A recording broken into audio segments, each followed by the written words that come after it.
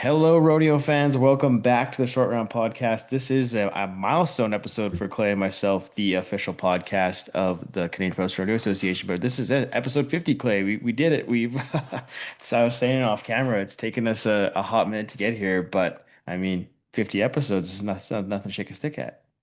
Yeah, no, it's the big old 5-0. It's and right at the right time of year. It's always good to hit a good milestone at this time of year. Yeah. It's when things are getting interesting and yeah, For nowhere to those go of but up. for those who tune into the show still, it's our Cowboy Christmas gift to you guys, a recap and some news you can use in a little preview as we head into Cowboy Christmas. Speaking of, but it's going to be we kind of already in the thick of it. I feel like it creeps the start of Cowboy Christmas gets earlier and earlier each year with the addition of all these big events that are coming in and rodeos adding more money and more rodeos popping up and stuff happening down south. I just feel like we're rodeoing 11 out of 12 months of the year these days. But this is the traditional Cowboy Christmas. It's gonna be lots of fun, man. There's some big events coming up.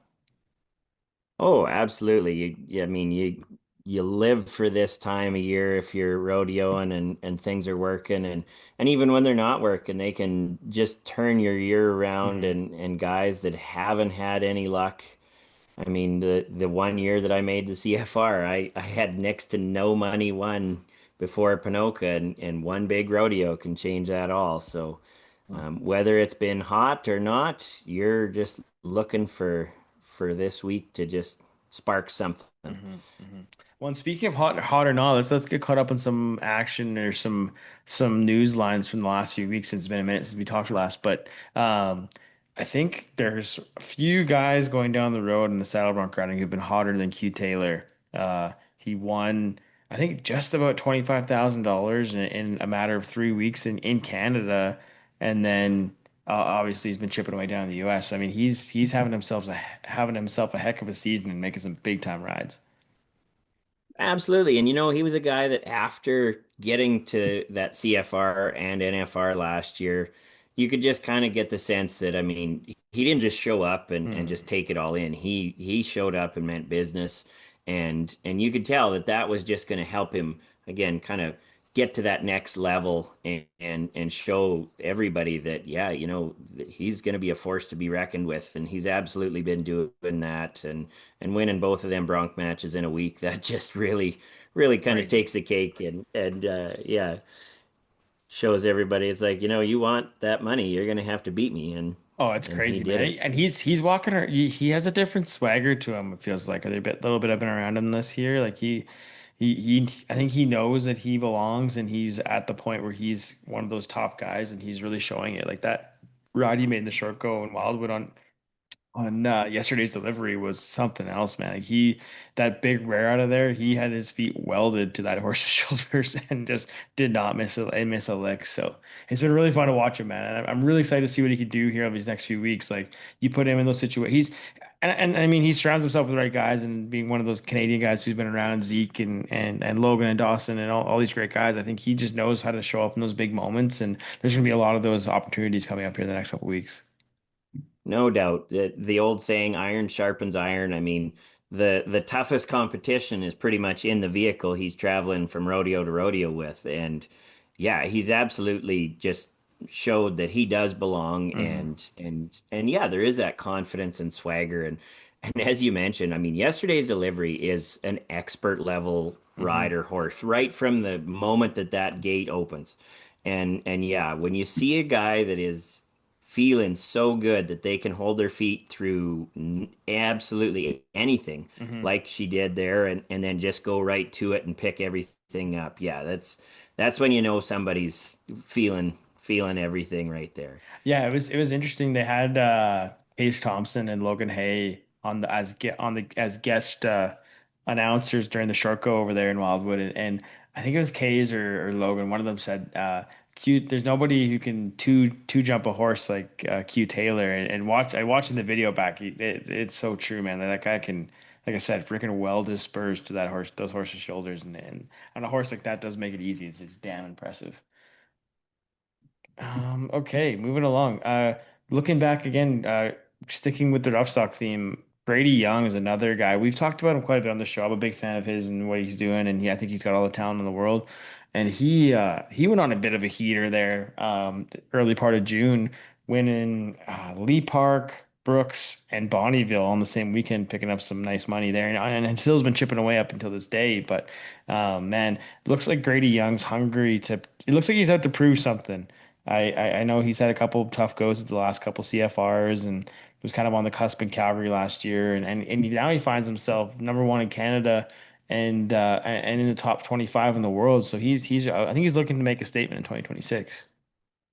And he'd be a guy that's on kind of that similar trajectory as a Q Taylor, Hmm. where he's had success, he's seen those big events, but now you can tell it's more serious, and he's really kind of meeting up that moment, and I have no doubt that yeah, that's a tough guy to beat in that Hmm. bull riding, and I mean so much of the time it is just a get them covered kind of deal. But Hmm. if you're winning the events, chances are you didn't just get one to just get by. You had one that you had to be ready for, and he's Hmm. been ready more often than not here this last little bit. So it's been Oh great to see. yeah, he's just smashing it out. I think like his last like whatever 5 or 6 rides, the average in the CPRA has to be over 86, 87 points. Like he's like you said, he's not just hanging on making the most of it, he's making some big time rides. Um, I guess like moving a bit forward, like this past weekend, Clay, a bit more current. We had Sundry, Wainwright, and High River on the schedule. I know it got a little bit wet up there in Rainwright. But Oh yeah. it was a good weekend. We had some big time money earners on the trail as well. Cavis Drake and Denham Ross picked up over $7,000. Taylor Manning just shy of $10,000 on the weekend. The barrel racing's crazy, man. It pays so much. I can't believe it. And then two wily old veteran bareback riders, Oren Larson and Cody Lamb, found their way to the pay window, pulling. I think according to Barb's release, it's like damn near $15,000 in the truck between the two of them. So I mean. They're rodeoing and they're making some pretty good coin heading down the road on the CPRA rodeos and these Massey Ferguson Pro Tour events. Yeah, and I mean, we're gonna get into that Cowboy Christmas, but this Sundry High River Wainwright weekend has Hmm. set the table for that weekend Hmm. for a long, long time, right? And even long before there was a tour that kind of added significance to those events, long before Sundry and Wainwright were tour rodeos. Hmm. I mean, Sundry, I give that committee credit for building up that event the way they have and gaining that tour status and maintaining that. And Wainwright has been a perennial top rodeo to go Hmm. to, and you'll see it draws a lot more of those Americans that are getting ready for this coming Cowboy Christmas weekend and kind of getting their feet wet. And I mean, sometimes those contestants will have that big weekend over this Hmm. weekend, and Hmm. suddenly you're like, oh, I should, I should get enough rodeos to get to the CFR. Like Oh there's a yeah. lot of money to be won up here, right? And yeah, it was definitely a big weekend where yeah, there was a lot of money to be had, and some people got a little greedy with it, like you say, that one truckload of mustachioed bareback riders there. That's a They good one. I did like they that. did quite a lot of winning. Oh man, and you look at it across the board. Not only is it going to do some wonders for those guys in the CPRA standings, the PRCA standings. Like Cody Lamb, he's probably having one of his best seasons down there. Like after winning Nashville and picking away, and I don't know, his ride in Sundry, man, he just looks like he's on another level. Like I thought that he kind of found his highest level when he won the Canadian Championship, but he just looks like he's healthy. It looks like it's scary when he's spurring these horses, man. He's not messing around, and it's just awesome to see, and good to see Oren healthy and winning some money. But it would be awesome to have two Canadian bareback riders down at the Wrangler National Finals this December. Oh, for sure. I mean, like you say, when Cody showed up and won the Canadian title there 2 years ago, yeah, you got the sense that I Hmm. mean they were going to have to pull it out of his hands. He rose to that occasion and again rose to that next level that kind of you knew that he was capable of, and it's just great to see a guy because I mean those moments can disappear as quickly as anything with injuries and just things not working out. So yeah, I'm pulling for those guys to both keep up the good work and roll right into this Panoka Hmm. run here and hopefully just yeah, leave with not just 15,000 between the two of them, but Yeah.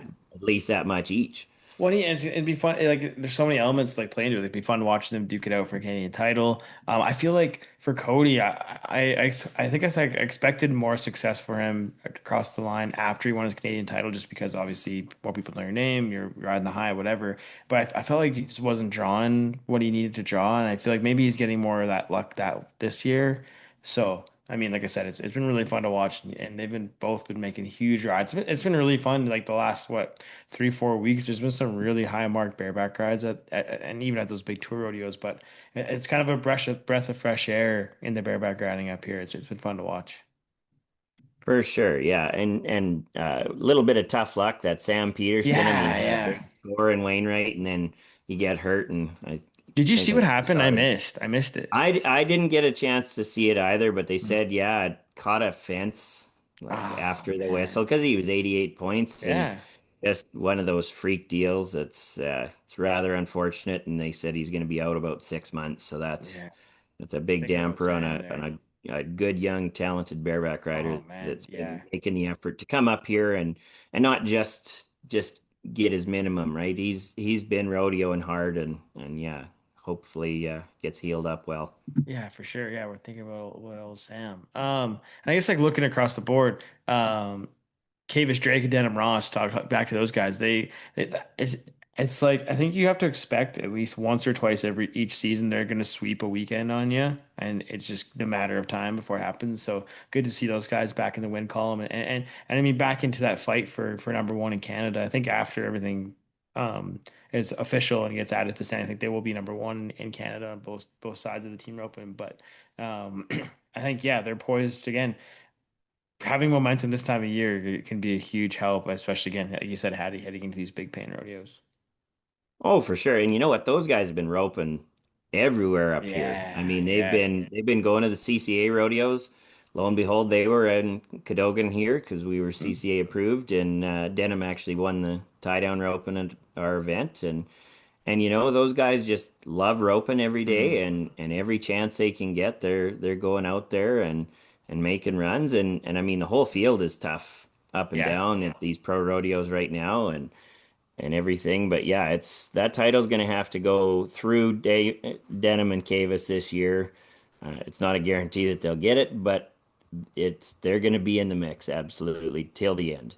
that's the one thing with those guys. They're live wires. They're pushing the barrier and they're trying to go fast every time. It's fun to watch them. And actually, looking at the PRCA World Standings real quick, Clay, Cavis is currently 14th in the world and Denham's 17th. So I mean, those guys keep on the trajectory they're on and keep roping consistent. Like they're gonna make a really good push to get back down to Vegas and even I guess like shout out to um the Graham brothers setting the arena record over there in Reno the other night too. So I mean, Canadian team roping's in a good spot. And I scrolled down a little further. Team McLeod is 18th in the world. So we got some Canadian headers and healers who are making some moves. For sure, and I'm hoping that they maybe lay off on some guys up here and start picking fights down south a little bit more. They're going to need to defend that Mm, position there and get themselves into Vegas. And I know that they're definitely looking at that now that summer's getting going and everything. And I'm yeah, it's the Canadians. It's not just oh maybe we'll be able to pick a check here or there.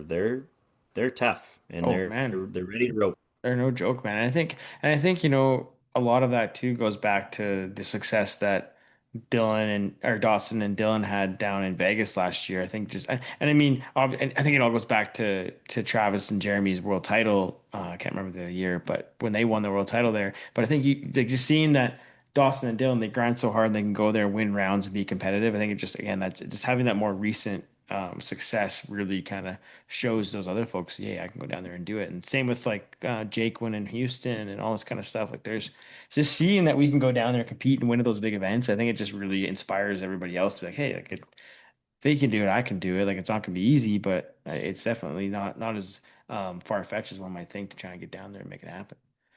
No, for sure. I think Canadian rodeo right now where it's at has yeah, contestants have really shown themselves Hmm. and the world that they're at a level of top We competition, got the and best. Yeah, we they're not just fighting for scraps. mhm. They're looking to win big, and yeah, across the board, you're seeing it in events that historically we haven't had Yeah. competitors at for a long time.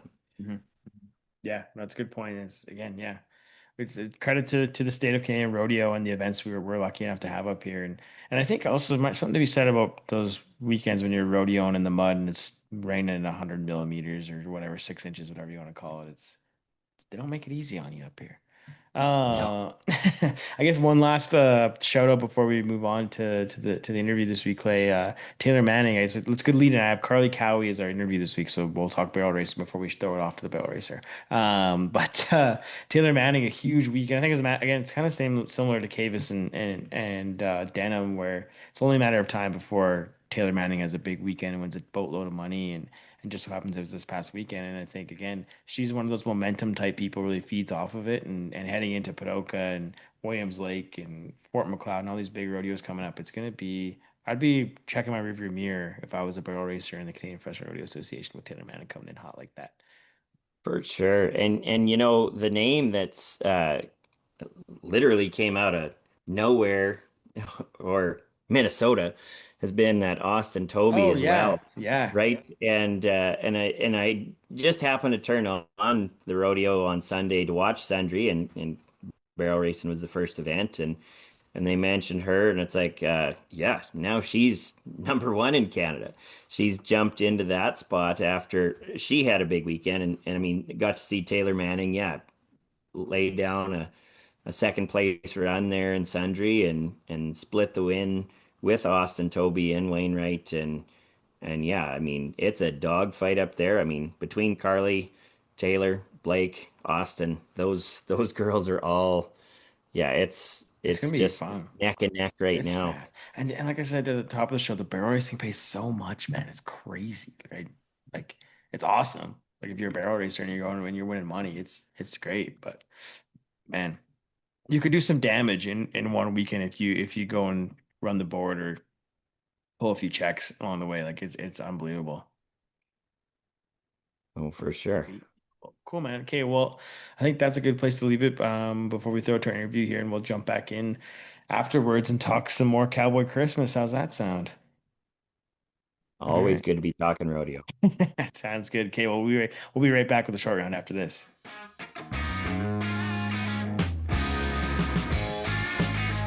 Welcome back to the short round. I'm pleased to be joined by a Canadian Finals Rodeo qualifier, Canadian Finals Rodeo aggregate champion, and the current #1 in the Canadian standings in the ladies barrel racing, Karli Cowie. Welcome to the short round. Thanks for having me. How's things been going? Obviously, the season's off to a really good start. You've, according to the latest update, it hasn't doesn't include the previous weekend that just happened in like Lee Park, Bonnyville, and Rocky, but um, you got 13,001 so far this season. Yeah, it's been off to a good start, eh? Yeah, the year's been going really good so far. How's things? How like so? What do you think's been attributing to the success? Have your horse has been running good, or what's kind of playing into like he's like what are the key factors in your early season success?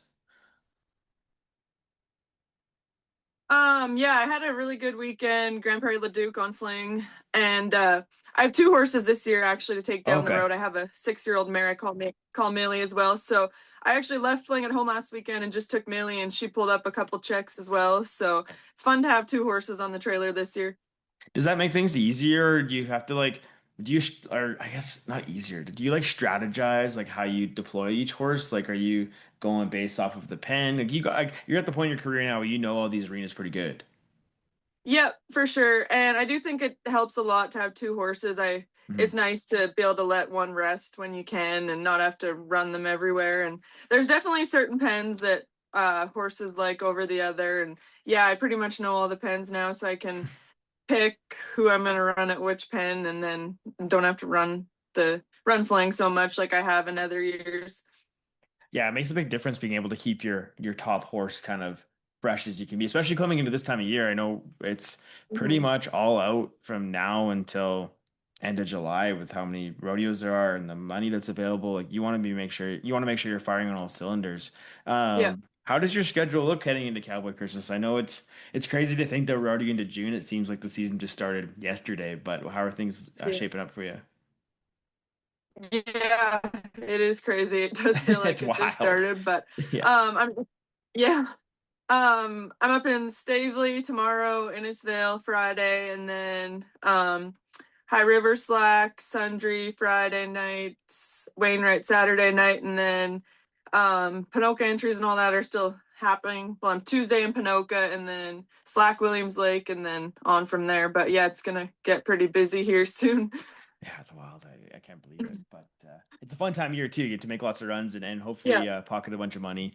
Mhm. How important would you say these next few weeks are for your season? I know it kind of changed a little bit in the last couple of years. Like there's more money available late in the season, but with just how competitive the barrel racing is, you see every weekend how many entries there are and how much money is being won. But so how vital are these next few weeks for you? Yeah, they're super important. Last year I hardly had any money when actually up to this point, Yeah. and I had a really good weekend. Panoka Williams Lake, I won Williams Lake, was second at Panoka, and it just jumped me way up into the standings. So I'm hoping I'm able to do that again. And what does that do for your confidence too? I mean, it's got to be a huge boost, especially like, and especially those bigger tour rodeos. Like you get more, I think. I don't know if this is gonna sound crazy, but like stiffer competition, I would say, than some of the maybe the smaller events. Not saying that it's not competitive everywhere, but these bigger events seem to draw out more folks and more people from the U.S. and all that. So does it just really, they get what kind of does that do for your confidence doing well at these big events? Yeah, for sure. It does a lot. I'm pretty confident in both my horses right now heading Mhm. into the summer, and I'm excited to keep going. And I think yeah, it's gonna be really good.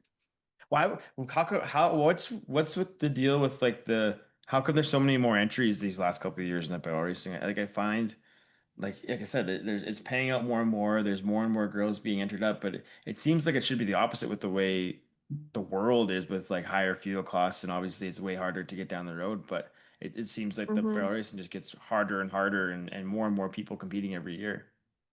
Yeah. Yeah, the entries are crazy. I mean, I think this weekend there's like 150 at both of those, which is crazy. And I Mhm. don't know. I guess the money's getting so good, and everyone likes coming up to Canada in the summer. They're really good rodeos. So Yeah, it's not a bad place to be. As long as the rain stays away, it's not a bad place to be. yeah. Yeah, So for you, sure. so you're from Mancoda, Saskatchewan, but do you rodeo out of there, or do you spend your summers in Alberta? I'm at home right now in Mancoda. I try to come home as much as I can. Mhm. I'll have to stay. I stayed out between like Buffalo Lake and Grand Prairie and that, and then I'm sure I'll have to stay out in between Panoka and that weekend. And I stay at Renee's a lot, Renee Okay, Leclerc, yeah. and yeah, it's fun when I get to stay out there. But I do enjoy coming home when I can. Yeah, so what's it like pro rodeoing from Saskatchewan? I know a lot of people do it, and I mean it's just part of the game. But with majority of the rodeos being in Alberta, like has there been an extra kind of hurdle for you being from southern Saskatchewan, trying to get out here and be competitive? Like it adds an extra cost travel wise for sure. Yeah. I don't know. It's kind of all I've ever known, so it's no big deal to me. But my friends all think I'm crazy. Because yeah, it like I do have an extra 6, 7 hours on a lot of them. So, but I don't know. It's just what I'm used to, so the driving doesn't really bother me. How do you keep yourself sane on the road? Are you listening to podcasts or music, or do you have a traveling partner? How does that look? Yeah, some podcasts, music. I don't know. I just I don't know. Just kind of drive. Yeah, fair enough. I guess that's one thing. I grew Yeah, up in Saskatchewan as well, and it's just you get used to just driving yeah, the extra few hours when you have to. yeah. Uh, It's all I've ever known. So yeah, fair enough. And I guess yeah, because right from your rookie season, you were going harder because you made the CFR in your rookie year, right? yeah, Now yeah, that was when you won the average. Yeah, so I mean, right from the get-go, you've been giving her. But let's talk yeah. about that rookie season. I mean, um, what was it like dipping your toe into the pros for the first time, and then obviously carrying it into a CFR qualification? Yeah. I will say it is a lot easier now. That rookie year was tough. I I honestly didn't even win much money till August. Mhm. Like I hit a little bit, but I was seasoning a young horse too, so it was not easy, and there was a lot of things I had to go through and figure out the rodeos. And But yeah, it's fun now that she's seasoned and solid. I can kind of just know she's gonna do good and know what pen she likes. And So but yeah, that were you just taking like a leap of faith going into the pros, or were you ready for that next step, or what kind of led you to kind of hopping into your rookie year there? I don't I know knew. much about you before Yeah, the CPRA, so that's why I ask it. yeah. I knew I had the horse for it because she's pretty incredible, but Mhm. I knew I had the horse. I wanted to go try it and see how she did, and I guess I just stuck it out long enough that I knew things would turn around. But I didn't really feel like I ever had like I did good at the CCAs in years prior, and I Mhm. won season leader in 2022, but I never really felt like I had the horse to come out here until 2023. And so what was it like those first few rodeos? Was it a little were you a little nervous? How long did it take you to find your stride? I guess obviously you said you didn't really move much to August, but when was the first moment when you knew you could compete and hang at that level? Yeah, I think I like pulled a check at Tabor and Falkland early Hmm. on, but no real big checks until later on. One, I think Teepee Creek was my first rodeo I won. Um, and then yeah, it was just kind of like very up and down. Like there wasn't much consistency until August, and then I don't know what happened, but as soon as August hit, I think she placed at every single rodeo Wow. after that, And then and then except for obvi one. and then obviously you rode that momentum all the way into Red Deer. Like you came in, won the aggregate, had Mhm. an unbelievable week. What was that like? I mean, obviously riding into your first CFR, it's in that kind of that next step, but it's a big moment, especially in a rookie season. Yeah, I still don't think I'll ever have a CFR that good. I always say I always say I wrecked it because my first CFR was my best one. Now I'll never be able to top it. But yeah, that was pretty crazy. Everything leading up to that and my first CFR, it was super fun.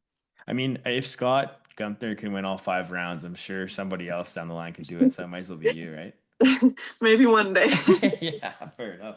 But yeah, that's a cool way to start your career for sure. And I mean, probably just kind of carried you through into where you're at now. Talk a bit more about your horse. Like, what's the story there? It sounds like you've had her since she was just a little baby.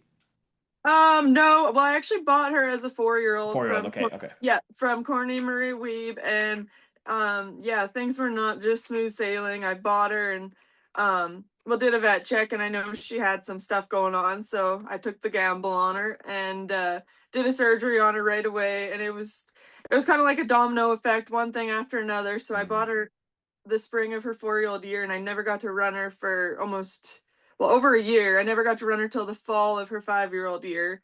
So, yeah, there's just one thing after another, and I honestly didn't know if I was ever going to get to run her. And I'm glad I never gave up on her, though. I knew she was going to be special. Yeah, yeah, no doubt. Like, good thing you did stuck it out. So how Mhm. long did it take you to kind of get her into rodeo shape? Like, it wasn't an easy road. No. Yeah, I made my first run on her the fall of her 5-year-old year, and then I think I took her south that winter. I kind of started getting things lined out, so I took her south that winter and rode her and went to entered a few rodeos down there that winter. She was 5 coming 6, so I think I went to 3 pro rodeos in Arizona and she placed at all 3. So I knew I had a, a real chance at doing well in the summer. Hmm. Um, yeah, so just came up to Canada and yeah, she's pretty special mare. Do you spend all your winters in the US? I have the past few years, yep. Okay. What's that? So how nice is that to be able to kind of have obviously a nicer climate to keep your horses in shape and keep working on stuff rather than being stuck in the cold in southern Saskatchewan? Yeah. Yeah, I think it makes a big difference. I kind of did the same thing I did with Fling that year with my 6-year-old now this year. I took her down and kind of wanted to start getting her solid and get her to some rodeos and uh get her just more prepared for the summer. So that's what I did with her, and I think that worked really well and set me up big for this summer. Yeah, it's crazy how you can like just a little change like that can play into to success early in the season. Um, One thing Hmm. I like talking about with barrel racers is like the futurity route or the jackpot route versus the actual rodeo route. I feel like there's so much money available at the futurity level and the jackpot level that you really I mean, I guess for the CPR podcast, maybe it's not the best topic, but I mean, it's interesting to talk about like, like, what kind of motivates you to head down the rodeo, like down the rodeo path versus the other side of it? Well, I do still try to get to futurities and derbies when I can. Hmm. The past 3 years, I went down to the Royal Crown and Rock Springs with Fling. I think I had to miss like Lickrete and Dawson Creek for Right. that, but it's crazy not to. I think I won 30,000 the one year, and I Oh my won God. I think 15,000 the last 2 years. So I kind of have to go, but Yeah, yeah. um, I think I don't know. We all have the rodeo itch in us, and it's fun being able to go down the road and win money at rodeos. And I think when you have a really like a horse that can win at the rodeos and any kind of setup, you have to go Hmm. Yeah, and I guess that you want because it to. kind of Yeah, go ahead. Go ahead.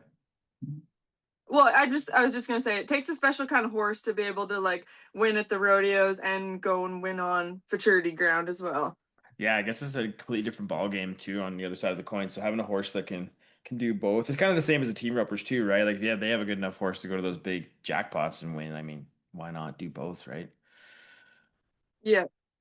So what's the rest of 2026 looking like for you? I know you got a busy run coming up here through June and Cowboy Christmas, but yeah, what are some of your goals? What are you looking forward to this year? Kind of anything in that route? Yeah. I'd set a goal last summer. I wanted to be one of the top money earners over the Cowboy Christmas run, and I was. So I'd like to do that again, do really well at Pinoca and Williams Lake. Um, yeah, just keep I've been setting little goals every weekend and I've been nailing them all. So just want to keep winning money every weekend and just yeah, it's been good so far. Yeah, right on. It's a good way to do it. I mean, freaking 13,000 in the bank already to start the year. It's a pretty good start. What do you think it's going to take to be in the top five money earners or top three money earners in the season? I don't know exactly about that. Last year it took I think 27,000 to make it. Right. So it's a lot more even than my first year making it. Like I think I only had 18,000 my first year Oh, and dang. I made it. So it's definitely takes a lot more money now. So Hmm. honestly, you don't even know. It's kind of it's I think it's a little more every year that it takes. So Hmm. Yeah, it's interesting how like that's like what 3 4 years difference, and it's already yeah. double the amount to qualify. It's amazing how much more is becoming available to the athletes. Like, how has that changed things for you? Like being able to not even change things, but just like how great is it as from a competitor perspective to have that kind of money available to you more often to kind of it's not Yeah. you make a bit more of a living at it, I guess is where I'm going with it. Mhm. Yeah, for sure. It's definitely you can definitely win a lot more money at the rodeos now, and it makes it worth going down the road and Hmm. driving 8, 9, 10 hours for me everywhere. And it's yeah, I like when they did the fee increase, and then a lot of these rodeos are adding more money, which is awesome. So really appreciate that. Yeah, it makes a big difference. It's just a little things here and there, and a lot of communities put a Hmm. lot of work in to freaking get some more money. So it's good to see Yeah. it climbing every year. Hmm. Um, Talk a bit about the people who support you. I know, again, with rodeo, it a lot of it happens in the arena, and it seems like a lot of individual stuff going on, but it does take a village chase the dream, and yeah, talk about some of those people in your corner who kind of help you along the way. Yeah, it definitely does. I got some great sponsors and a really great vet that helps keep my horses feeling good and going down the road. And really great friends, Renee and Corleen. They always let me stay at their place, and which is huge. Not having to always drive back to Saskatchewan if I don't have to. And yeah, I mean, I could go on like there's millions of people that help, and I don't think you could even do it on your own. Yeah, 100%. I guess who would be some of your like rodeo like idols, inspirations? Like obviously growing up in Saskatchewan, you obviously got the rodeo itch from somewhere, but who are some of those folks you've idolized throughout your career or growing up? I don't know. I'm kind of got a weird story. Like I kind of just got into it on my own. Like Oh, I never really? really had, yeah, I never really had like, Go a lot tell of me more. people. Tell me more about that first. So tell me a Okay. bit about your background. I didn't know that. So you don't really come Yeah. from a rodeo family. No, none of my family rodeos and even really had horses. So I don't know. I think never rode a horse till I was like 11 or 12. No So way. I definitely got into it later on in life. Never grew up around it, but I don't really know how it all goes back, but I just rode a horse one day and kind of fell in love with it and wanted to ride horses, and then got into the barrel racing, and then I started out high school rodeoing, and then yeah, went to the CCA rodeos, and then when I got a good enough horse, went out to the pro rodeo. So Dang. yeah, just kind of learned a little bit on my own. There's lots of people that helped me along the way, but yeah, just fell in love with it, I guess. So were your parents when you were back then, like were they like no way, like there's no chance you're doing this rodeo thing, or were they pretty supportive the whole way through? No, my parents were super supportive. They followed it along the whole way and knew it Cool. was something I really wanted to do. So got me a horse, and then we got a trailer and a truck. We were Dang. rodeoing. Dang, that's fun. So what was it like Yeah. running at the Mankato Rodeo for the first time? That must have been a pretty cool moment for you. Yeah, it was pretty cool. And I'm gonna be home this weekend. Like I'll be able to make it back, so I hometown enter it this Oh, weekend. nice. That's fun. Yeah. That's one of the cooler like small town rodeos with like all the trucks and cars parked on the side of the hill and they honk the horn after like a good run or a good ride. It's Yeah. one of my favorite CCA rodeos from back in the day. Yeah, it's funny. I feel like everyone's been to Mancode at least once in their life. Right? Yeah, Renee exactly. Renee always talks about the road. She said it was the worst road she's ever Oh drove on. yeah. Well, that's some of the like those like southern Saskatchewan secondary highways are gotta be some of the worst highways in in the country. It's brutal, but it's part of the what makes it awesome too. I don't even think it's that bad anymore because I drive it. I mean, Yeah, fair twice a enough. week, every week. So I'm like, it's Yeah. not that bad. As you get used to it, right? Yeah. Oh, that's freaking awesome. I feel like my Um, horses are tougher because they got to go down all these crap roads and yeah, they well could even like tie into that. Maybe they get a little bit more muscle because they're absorbing all the bounces and the potholes that you have to drive through getting out here. that's right.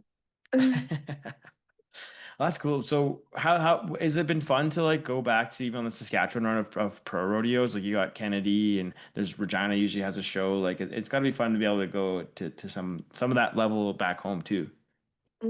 For sure. I won most of my money last year at the tour rodeos. I didn't even make the circuit finals, which kind of sucked because it's Right. like Yeah. it's only 3 hours for me to go to Regina, and I love going there because Hmm. yeah, that would be my hometown rodeo, I guess. And And I guess so I'm you excited. did you make the CCA finals when they were in Regina?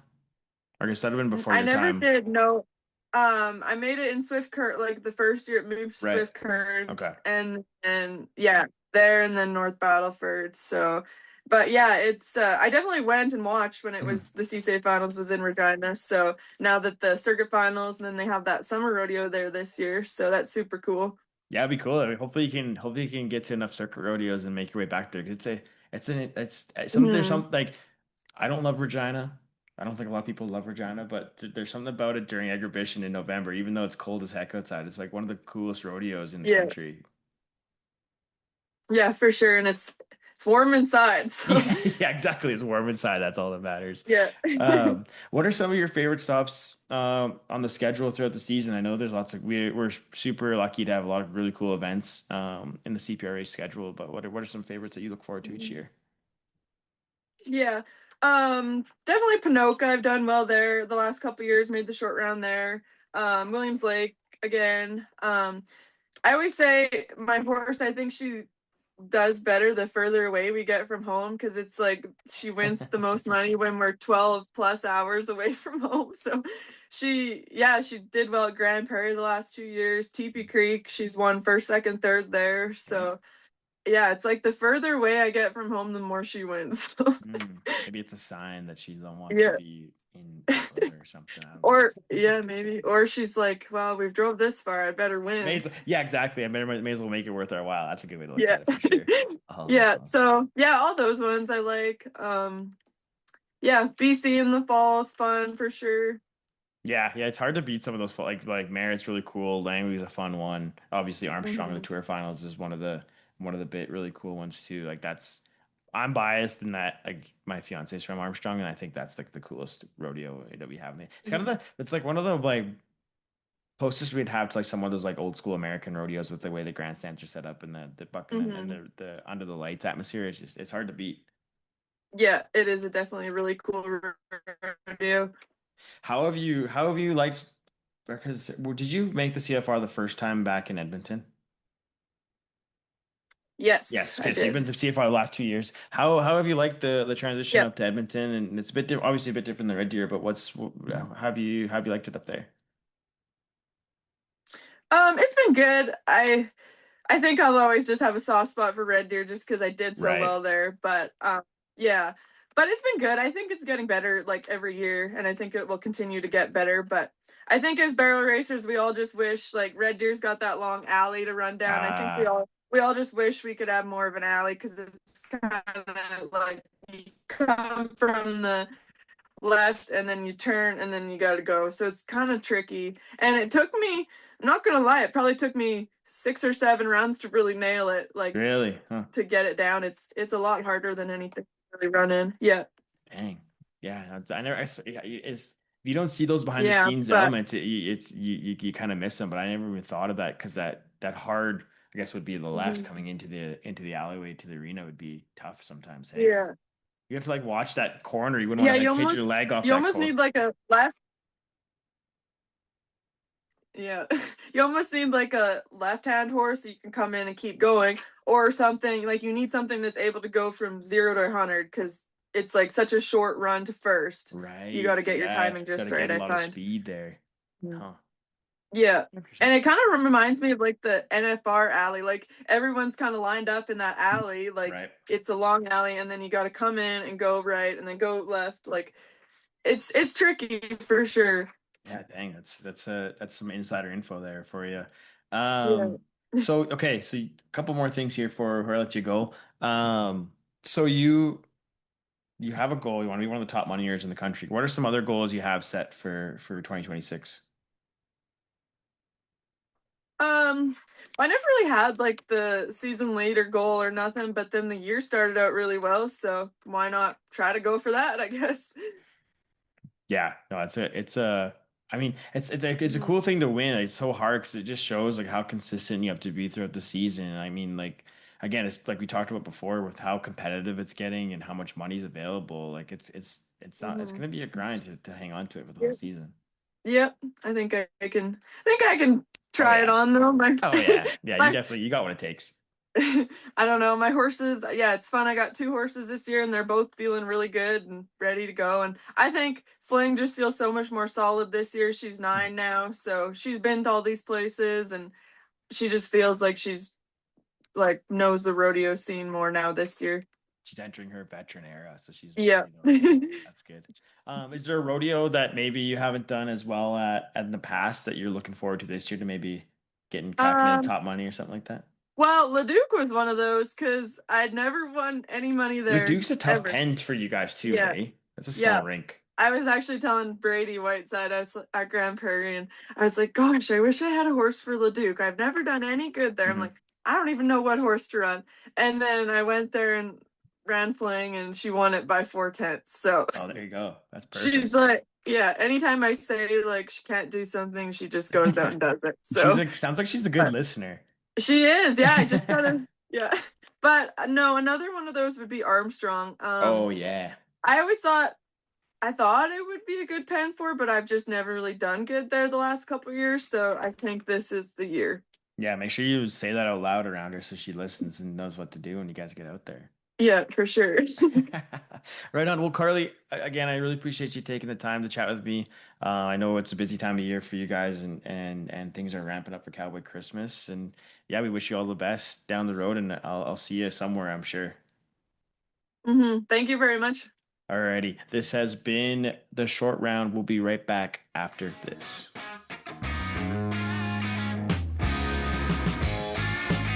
Alrighty, welcome back to the short round, everyone. Thank you to Karli Cowie for jumping on and having a quick chat with us. It's great to see her having a successful season. She's no stranger to the winner's circle, CFR aggregate champion, and been to the CFR multiple times now. So we wish her the best. And yeah, Clay, we have some moving along. We have some sad news to share. The rodeo community is pretty saddened to hear the loss of Pascal Del Grecchio. Grecchio. Sorry, my Yeah. uh, pronunciation is not the best there. Yeah, it's a tough loss for the Strathmore community and the rodeo community around there. I mean, the Gratio family were longtime supporters of the Strathmore rodeo. Uh, he operated the Prairie Saddlery Western store there in town for a long time. His son Jason was a Canadian champion bareback rider, and just really a great rodeo family. I thoughts go out to everybody Yeah. there at this time. Yeah, it's always tough when you lose a pillar in the community like that, and someone who's it's a small world, and a lot of not a lot like having people supporting rodeo is so important, and whenever you lose somebody like that who's just so integral to it all, it's always tough. But yeah, our thoughts and prayers are with the Ratio family, and we'll be thinking of them. Not an easy thing. Okay, Clay, let's get into some Cowboy Christmas stuff. So it's no secret Pinocchio Stampede's firing up here this week. We also got the Fort McLeod Midnight Days. Is that what I call them? Fort McLeod Midnight Days? I think that's what it is. Midnight Days Pro Rodeo, exactly. I know what I'm talking about. Anyways, got the Fort McLeod Midnight Days Pro Rodeo coming up. Williams Lake Stampede, the Airdrie Pro Rodeo, and the Raymond Stampede. So it's going to be a big run across Alberta and into BC for our cowboys and cowgirls chasing that Cowboy Christmas money over here the next couple weeks here.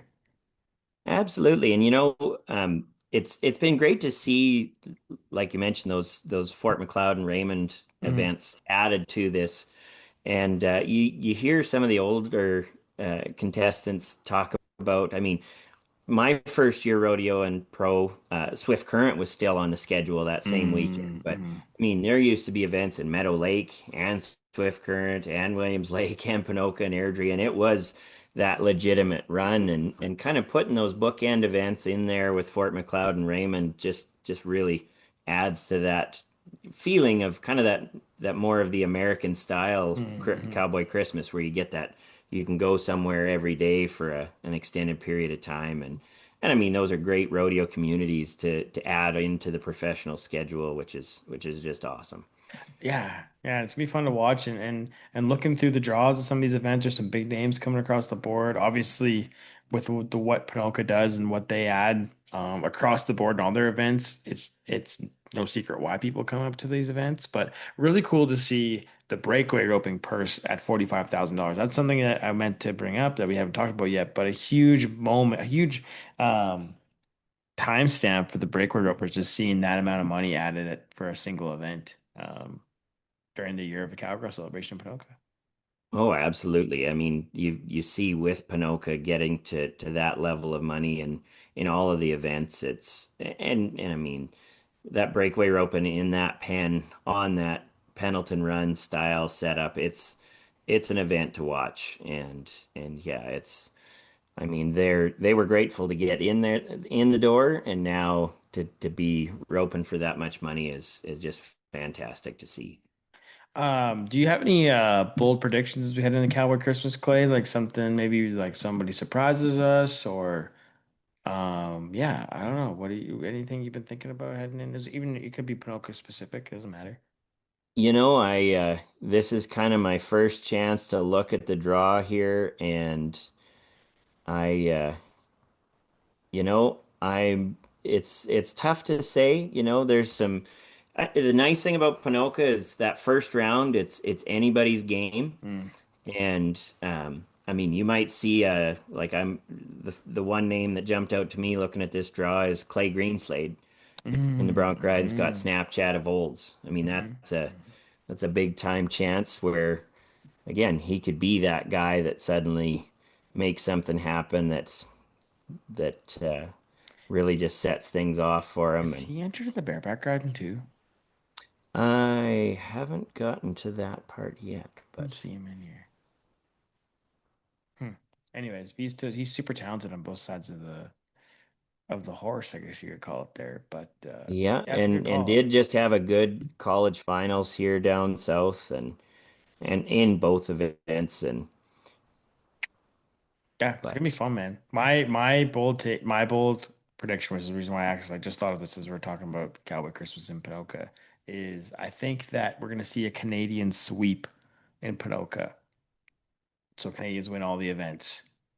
ooh, I don't know if how bold that is because it's like it's not like it's nobody would really be surprised about that, but it's always fun when it does happen. So yeah, and then I'm looking in the draw and the tie down roping and first to go in the fifth performance is Riley Webb. first to go in the sixth performance is Shad Mayfield. Those Hey, are the guys that, man, hey, Kyle Lucas is back home. He made a big run in oh, Sundry. for sure. I'm He's ready. It's gonna be tough. I'm not saying it's gonna yeah. be a layup by any means, but it's gonna take some stiff roping and riding from our Canadian compadres. I'm gonna just make this as a bold prediction. Okay. In the steer wrestling, there's been somebody, and we haven't gotten together in a while. Uh, Dawson Lowen. He Oh, was the guy that yeah. jumped out and won Buffalo Lake Rodeo in the Okay. steer wrestling. He's a wild card, and I see he's up there and stuck for a good check in Sundry this last weekend too. I haven't Yeah. got a chance to talk to Dawson to see if he decided. I mean, that would have been enough to fill his card, whether or Mm-mm. not he's going to take that or not. But regardless, he's a guy that hasn't made rodeo a full-time thing for himself. But I'm gonna throw out Noka some might force his hand, be like, "Hey, man, yeah. come on, Yeah, if it's time." things go the right way there, then yeah, that suddenly changes a lot of things, and Yeah. suddenly he's less worried about shoeing horses, running Well, bobcats, and buying old trucks and yeah, there you cars go. out of bale yards and stuff.